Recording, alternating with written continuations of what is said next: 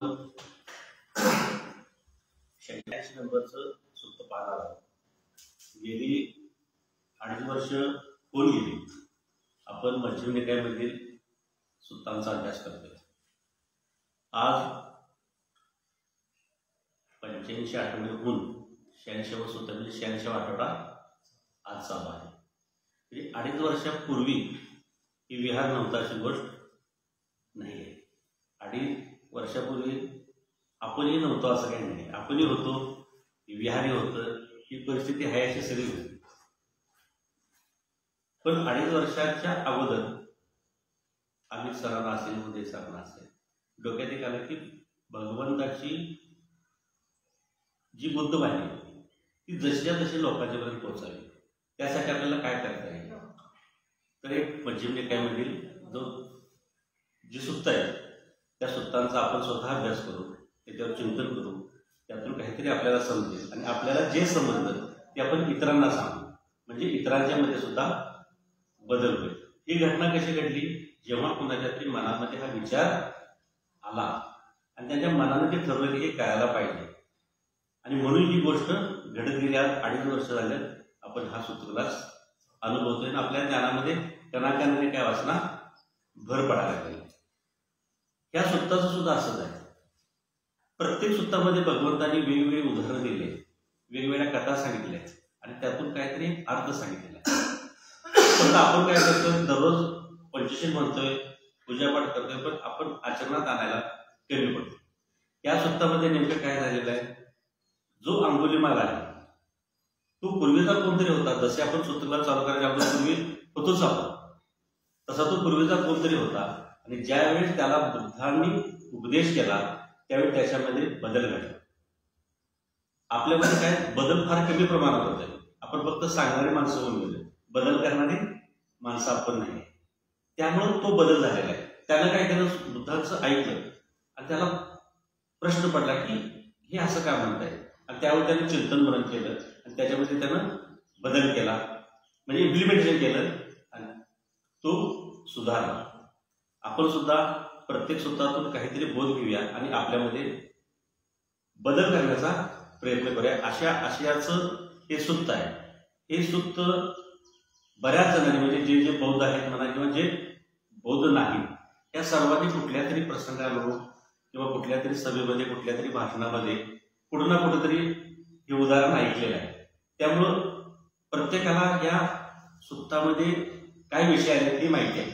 पण ह्याचा जो गाभा आहे, ह्याचं जे काय म्हणा, ह्याचं जे मूळ काढा, म्हणजे आपण एखादं आपण तब्येत पण आजारी झाली आहे तर आपण काय करतो, वेगवेगळ्या पदार्थांचा काढा करतो आणि काढा केल्यानंतर त्याचा जो अर्क काढतोय तो अर्क केल्यानंतर आपल्याला काय होते, सुरुवातीला कडू लागते पण तो अर्क केल्यानंतर मात्र आपल्याला बरं वाटते.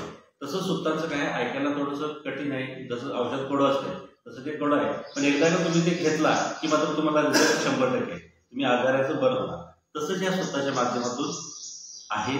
आपण फक्त ते अनुकरण करायला पाहिजे, एवढंच त्याची पार्श्वभूमी तुम्हाला मी सांगतो. आणि थोडक्यात हे सुत्त जरी सर्वांना माहिती असलं तरी ह्या सुत्ताच्या माध्यमातून जे मला आकलन झालं, जे मला समजलं ते मी आपल्यापुढे एक कथेच्या रूपानंच सांगण्याचा प्रयत्न करणार आहे. या सुत्तामध्ये, या सुत्ताचं नाव आहे अंगुलीमाल सुत्त. नावं दिलंय अंगुलीमाल सुत्त. प्रत्येक सुत्तामध्ये जसं आलेलं आहे तसं भगवान अनाथपिंडकाच्या जेतवनामध्ये फिरत आहे आणि कौशल देशाचा जो राजा पसंती आहे त्याच्या राज्यामध्ये हा जो अंगुलीमाल आहे तो त्या जंगलामध्ये राहत आहे आणि तो काय करतोय, येणाऱ्या जाणाऱ्याला अडवतोय, मारतोय, लुटतोय आणि त्याने काहीतरी पण केलं आहे, बाबा एवढी एवढी लोक मी मारणार आणि मग माझं पद पूर्ण होणार. तर तो काय करताय, प्रत्येकाला दिसेल त्याला अडवत त्याला मारताय. बरे 1-2 लोक झाले त्यालाही मारतोय, तो 10-20 आले तरी त्यांना सुद्धा तो मारत असतो. मग भगवंत एक दिवशी काय करतात, रस्त्यानं जात असताना त्याच रस्त्यावर तिथं अंगुलीमाल थांबलेला असतो. लोक भगवंतांना सांगतात की भगवान तुम्ही ह्या रस्त्यानं जाऊ नका, कारण पुढं दोरडेखोर अंगुलीमाल नावाचा अतिशय क्रूर माणूस तिथं राहतोय आणि तो सर्वांना मारतोय आणि त्यानं खूप उपद्रव केलेला आहे. भगवंत ऐकतात, एक स्मित असे करतात, तसंच पुढे जातात.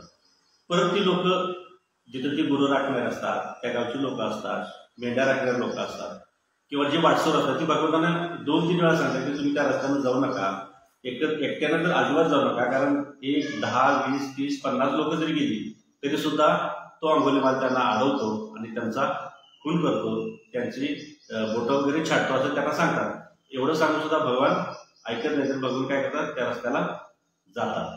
आणि पुढे गेल्यानंतर अंगुलीमालला बुद्ध चालत आलेले दिसतंय आणि अंगुलीमाल विचार करतोय, एकटा 1 सोडा 10 सोडा 50 लोक सुद्धा इथं यायला घाबरतात आणि हा अंगुलीमाल हा भगवान बुद्ध मात्र एकटाच माझ्या दिशेनं चालत येत आहे, हा घाबरत नाहीये. म्हणून तो काय म्हणतोय भगवंतांना की हे गौतमा तू थांब. तो काय म्हणतो, त्याच्या पाठीमागे भगवंताच्या पाठीमागे तो मारायला लागतोय. मारायला पाठीमागे लागल्यानंतर भगवंत काय करतात, जसं आपण बघितलंय की ज्यावेळी त्यांना बोधी प्राप्त झाल्यानंतर त्यांना असं वाटलं की मला जे हे ज्ञान मिळाले मी इतरांना सांगू का नको, त्यांना समजेल का नाही समजेल. पण त्यावेळेस त्यांना लक्षात आलं की मी जर हे माझं ज्ञान इतरांना नाही सांगितलं तर ह्या ज्ञानाचा माझ्या काही उपयोग नाही. मग त्यांनी आपल्या ज्ञानातून ज्या गोष्टी आत्मसात केल्या की त्यांना दिसलं की बाबा आलारकाराम असतील, गुरुकृष असतील, हे आता ह्या जगात नाही आहे, ते मरण पावले. तसं त्यांनी काय केलं, भगवंतांनी आपलं एक वेगळं रूप धारण केलं आणि ते चालायला लागले. आणि ज्या वेळेस अंगुलीमाल त्यांच्या पाठीमागे चालत होता, अतिशय वेगानं पळत होता, तरी सुद्धा तो त्यांना पकडू शकला नाही, कारण भगवंतांनी ते रूप धारण केलं होतं. त्यानंतर त्याला असं वाटलं की हा सामान्य मनुष्य आहे आणि सामान्य चालत आहे आणि मी मात्र अतिशय वेगानं पळत आहे. मी घोड्याच्या वेगानं सुद्धा, घोड्या ज्या वेगानं पळतो त्या घोड्याला सुद्धा मी पकडू शकतो, हत्ती ज्या वेगानं पळतो त्या हत्तीला सुद्धा मी पकडू शकतो, रथ जितक्या वेगानं पळतोय त्या वेगाने मी पळून त्या रथाला मी थांबवू शकतोय. आणि हा मात्र सामान्य चालतोय आणि मी मात्र एवढ्या जोरानं पळत आहे आणि ह्यांना मी पकडू शकत नाही. मग त्याला थोडं आश्चर्य वाटतंय आणि तो काय करतोय, एका जागेला थांबतोय. आणि थांबल्यानंतर तो काय म्हणतोय, हे गौतमा, हे समन गौतमा, तू थांब, तू चालू नकोस, तू थांब. त्यावेळेस गौतम बुद्ध अतिशय महत्वाचं त्याला सांगतात, ते ह्या सूत्राचं सार आहे. ज्यावेळेस अंगुलीमाल म्हणतो की तू थांब, त्यावेळेस तथागत गौतम बुद्ध त्यांना म्हणतात, हे अंगुलीमाल, मी कधीच थांबलेलो आहे, तू थांब. इथं काय म्हणतात बघा, आता इथं काय आहे, गौतम बुद्ध चालत आहे, अंगुलीमाल त्यांचा पाठलाग करत आहे तलवारीने, पळत आहे अंगुलीमाल, गौतम बुद्ध पण चालत आहे. तो थांबल्यानंतर काय म्हणतोय की तू थांब, तो स्वतः थांबलेला आहे आणि तो त्यांना म्हणतोय की तू थांब. आणि गौतम बुद्ध चालत आहे तर गौतम बुद्ध काय म्हणत आहे, मी केव्हा थांबलोय, तू थांब. तर ह्यातून गौतम बुद्धांना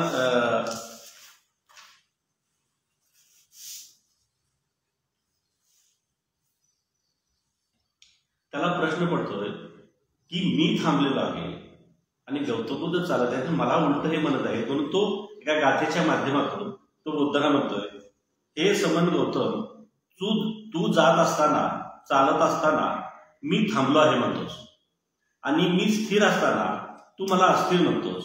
तेव्हा हे समन गौतम, मी तुला विचारतो की तू कशा प्रकारे स्थिर आहेस आणि मी कशा प्रकारे अस्थिर आहे. त्याला प्रश्न पडला, जरी तो डाकू असला, जरी तो क्रूर असला, तरी सुद्धा त्याचं काहीतरी पूर्वायुष्य असणार की, ते मी तुम्हाला नंतर सांगतो.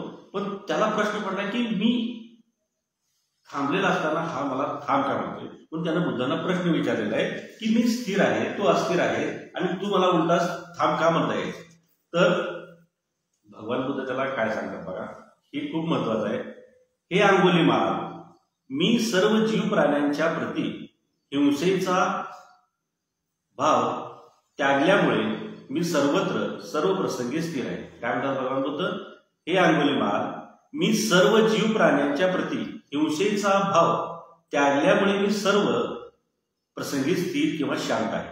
परंतु तू सर्व जीव प्राण्यांच्या प्रती असंयमी आहेस, म्हणून परंतु तू सर्व जीव प्राण्यांच्या प्रती असंयमी आहेस, म्हणून मी स्थिर आहे आणि तू अस्थिर आहेस, असंयमी आहेस. भगवान बुद्ध काय म्हणतात की तू शरीरानं थांबलेला आहेस, तुझं शरीर थांबलेलं आहे, पण तुझं मन आहे ते मन थांबलेलं नाही. मन तुझं वेगवेगळ्या दिशेनं सैरभैर धावत आहे. तुझ्या मनामध्ये असंख्य विचार आहे, असंख्य अकुशल कर्मानं तुझं मन भरलेलं आहे. त्यामुळे तुझं मन धावत आहे. तू जरी स्थिर असलास तर तुझं मन धावत आहे. आणि मी मात्र शरीराने जरी चालत असलो, माझं शरीर जरी चाललं असलं, तर माझं मन स्थिर आहे. आणि ज्या माणसाचं मन स्थिर असतं तो माणूस खरा संयमी असतो. कारण समजा एखादा मनुष्य शांत एका जागी थांबलेला आहे, पण त्याच्या मनात विचार काय आहे की मी ह्या गौतमाला कधी मारतोय आणि ह्याचं करणे कापून त्याचं जी काही इच्छा असेल ती कधी पूर्ण करतो, ही त्याच्या डोक्यात विचार चालू आहे. तो शरीराने थांबलाय पण त्याचे विचार कृत्याचे आहेत. आणि भगवान बुद्ध मात्र चालत आहेत, पण त्यांचे विचार इतरांच्या प्रती हिंसेचा भाव त्यांनी टाळला. इतरांच्या प्रती दया, मैत्री, करुणा त्यांच्या मनामध्ये आहे. त्यामुळे ते हिंसा करू शकणार नाही किंवा इतरांना त्रास देणार नाही असा त्यांच्या मनामध्ये भाव आहे. त्यांचं चित्त शुद्ध आहे. आणि ह्याचं मात्र जरी तो थांबला असेल तर त्याचं चित्त मात्र सैरभैर पडत आहे. म्हणून त्या आणि ज्यावेळेस हे भगवंताचं वाक्य त्याच्या लक्षात येत आहे त्यावेळेस तो विचार करतो की हे जे काय त्यांनी जे काही भगवान बुद्धांनी सांगितलं आहे हे मात्र फार विचित्र आहे. आणि तो काय म्हणतोय, मग तो एका गाथेद्वारे भगवंतांना म्हणतोय, मला खरोखरच महामुनीची पूजा करायला बराच काळ लागलेला आहे. मी महामानवामध्ये सत्यवादीला प्राप्त केलेले आहे. तेव्हा तो मी त्याच्या धम्मयुक्त गाथांना ऐकून अक्रूलांचा त्याग करून विचारतोय. मग त्यावेळेस त्याला वाटतं की मी हे जे काय करत आहे हे चुकीचं आहे. हे चुकीचं आहे हे त्याला का वाटतंय? कारण ह्या पाठीमागं त्याचं पूर्वकर्म आधारित आहे. कारण हा जो अंगुलीमाल आहे हा आता जसं आपण आत्ता मी 50 वर्षाचा आहे म्हणा, तुम्ही काहीतरी कमी जास्त वर्ष असला, आपलं सुद्धा काहीतरी अतीत म्हणजे पास्ट काहीतरी आपला आहे, भूतकाळ आपला काहीतरी आहे. तसाच ह्याचा सुद्धा काहीतरी भूतकाळ आहे. ह्याचं लहानपणीचं खरं नाव मारक अहिंसक असते.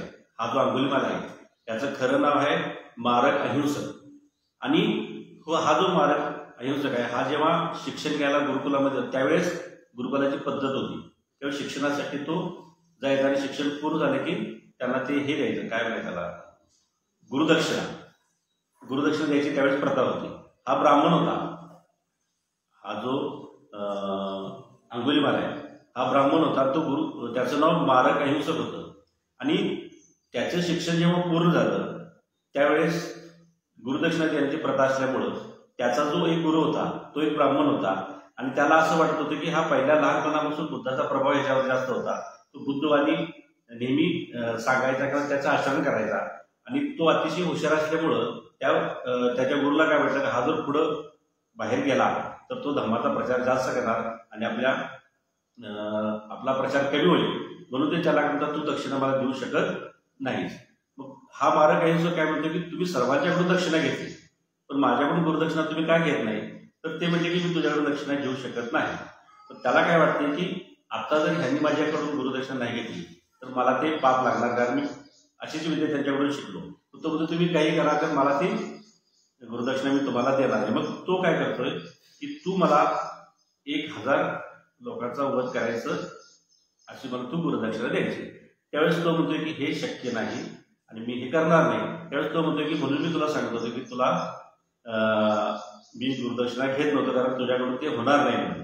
मग तो त्याला वाटतं की आपण जर हे नाही केलं आपल्याला पाप लागेल.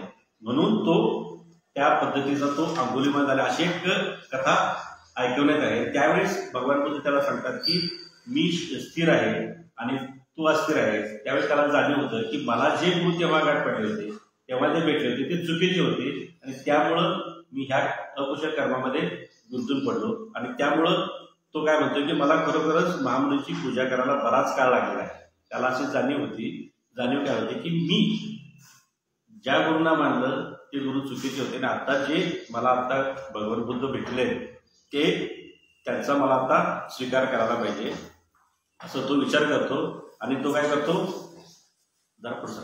असे विचार करतो. तो काय करतो आपल्या भगवान बुद्धांच्या चरणावर नतमस्तक होतो आणि आपली जे काही हत्यारे वगैरे आहेत ते काय करतो टाकून देतो नदीमध्ये, ओढ्यामध्ये. ते काय हत्यारे जे असतील तो ती टाकून देतो आणि ती टाकून दिल्यानंतर भगवान बुद्ध त्याला उपसंपदा देतात, पण त्याला आपला भिक्षू बनवून घेतात.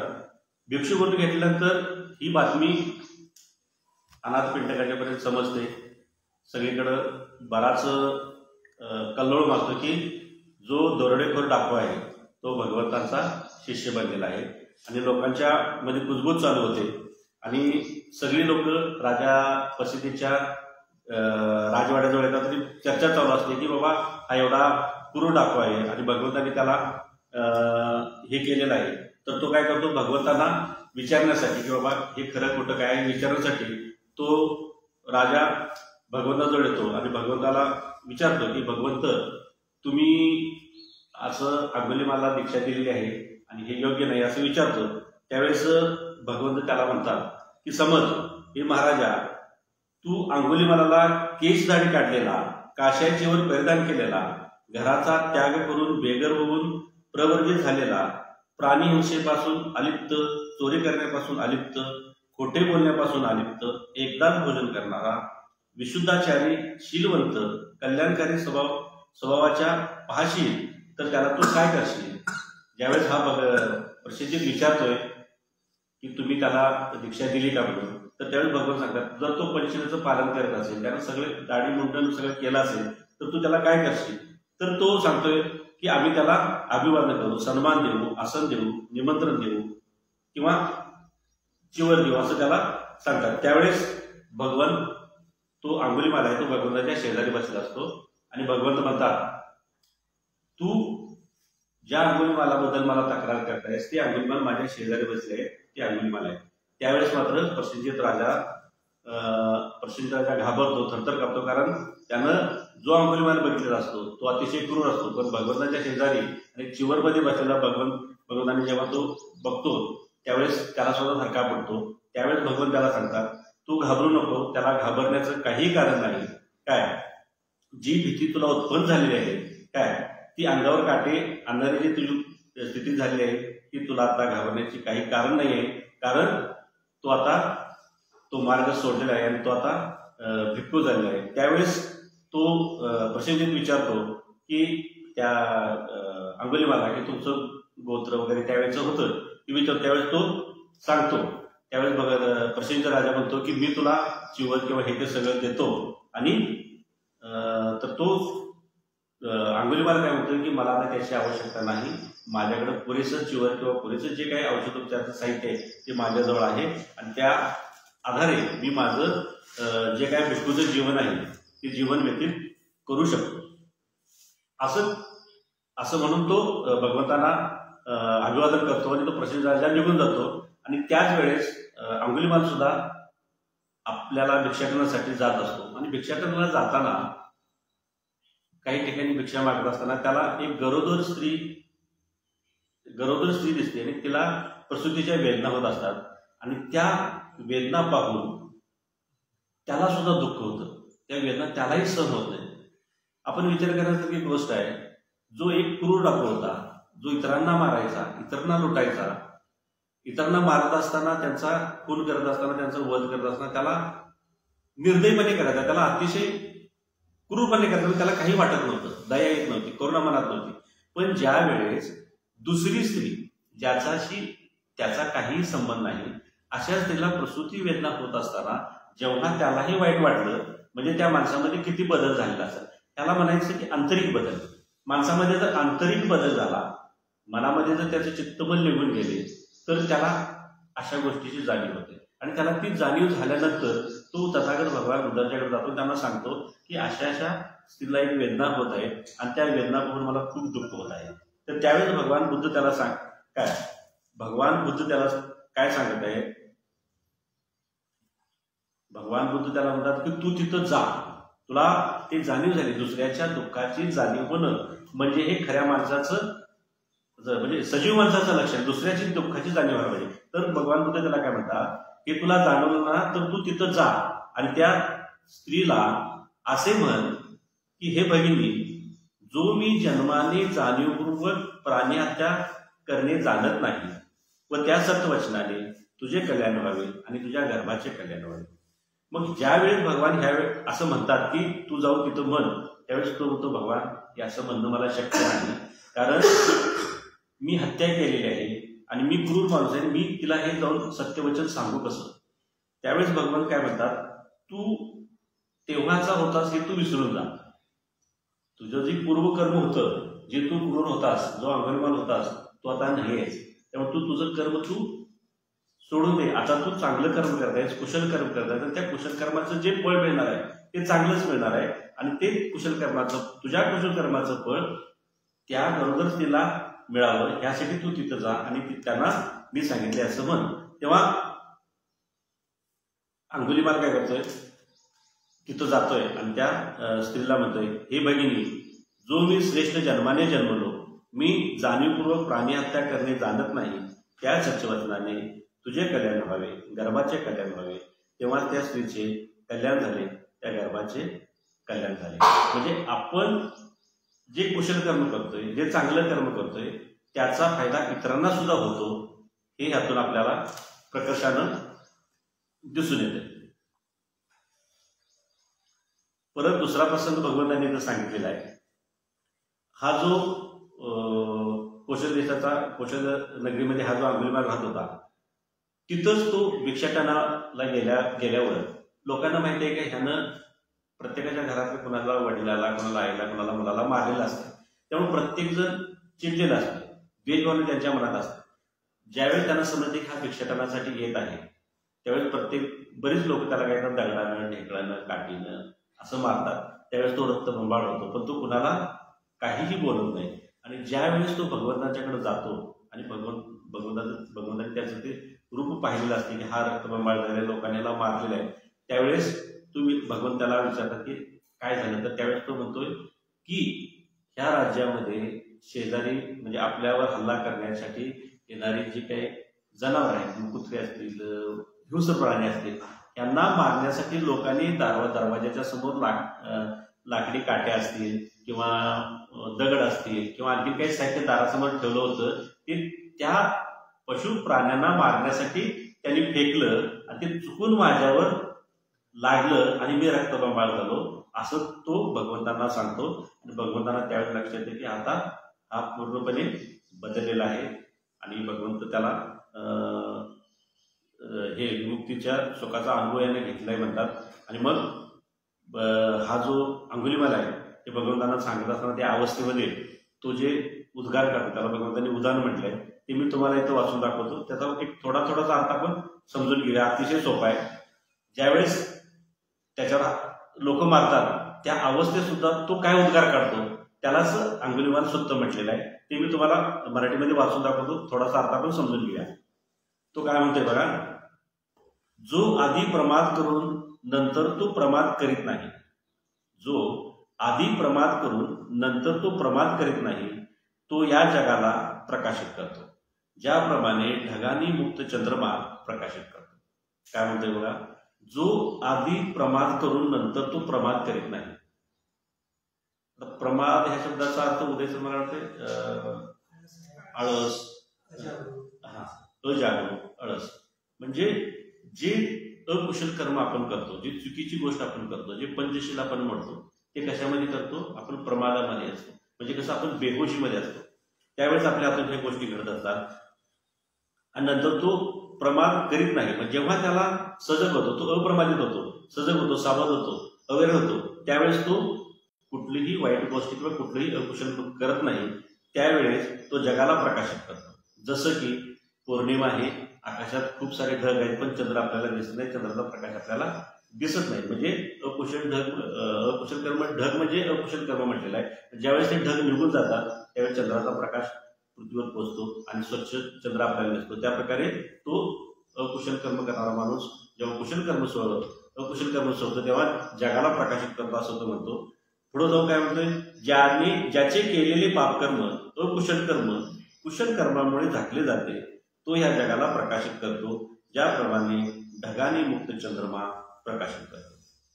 पुढे म्हणतो, जो तरुण भिक्खू या बुद्ध शासनामध्ये अर्थात बुद्धाच्या धर्मामध्ये लागून राहतो, जुळतो, तो ह्या जगाला प्रकाशित करतो, ज्याप्रमाणे ढगांनी मुक्त चंद्रमा. म्हणजे जो तरुण भिक्खू, जो वयस्क भिक्खू असेल तोही करतो, पण जर तरुण वयात एखादा भिक्खू असेल तो जेवढं तीव्रतेने काम करतो.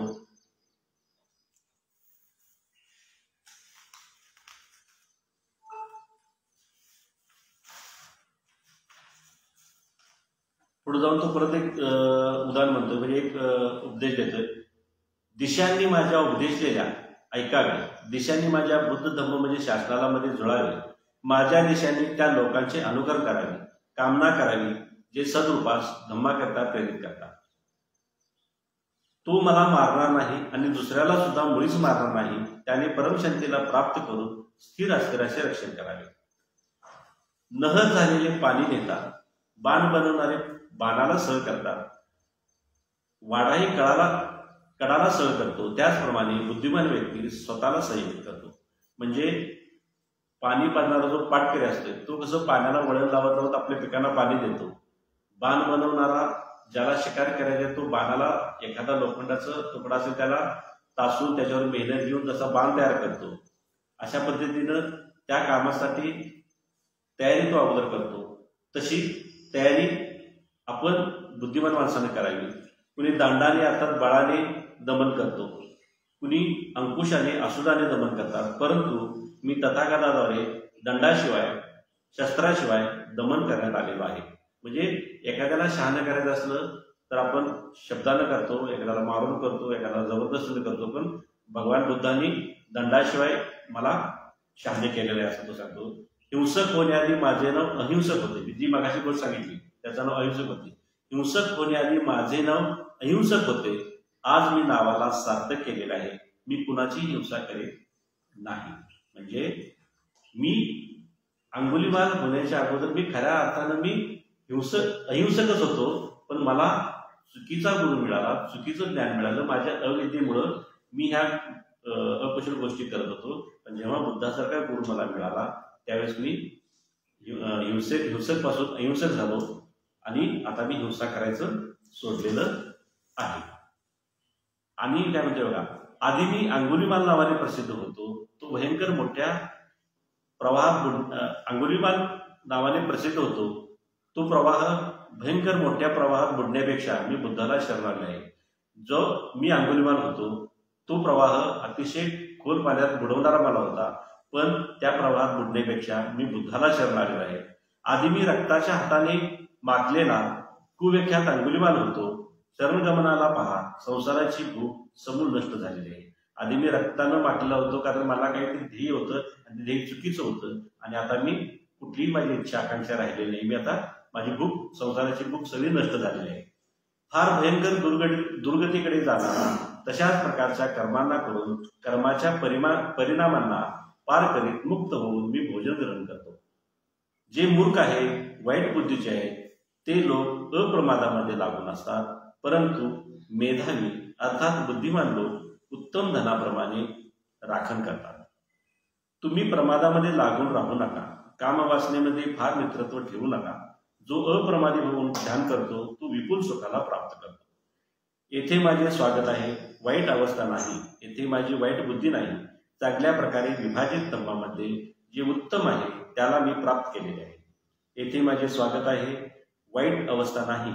तिन्ही विद्यांना प्राप्त करून बुद्धाच्या धम्माला म्हणजे बुद्धाच्या शासनाला मी पूर्ण केलेले आहे असं तो आपल्या वाणीद्वारे सांगतोय. आणि इथं हे जे काय अंगुलीमाल सूत्र आहे हे समाप्त होतंय, कारण तो आपल्या बुद्धांच्या वाणीने इतका प्रभावित झालेला आहे की आपल्या पंच इंद्रियापासून ज्या काही गोष्टी तृष्णेच्या आहेत त्या तृष्णा त्यानं समूळ आपल्या मनातून नष्ट केलेल्या आहेत.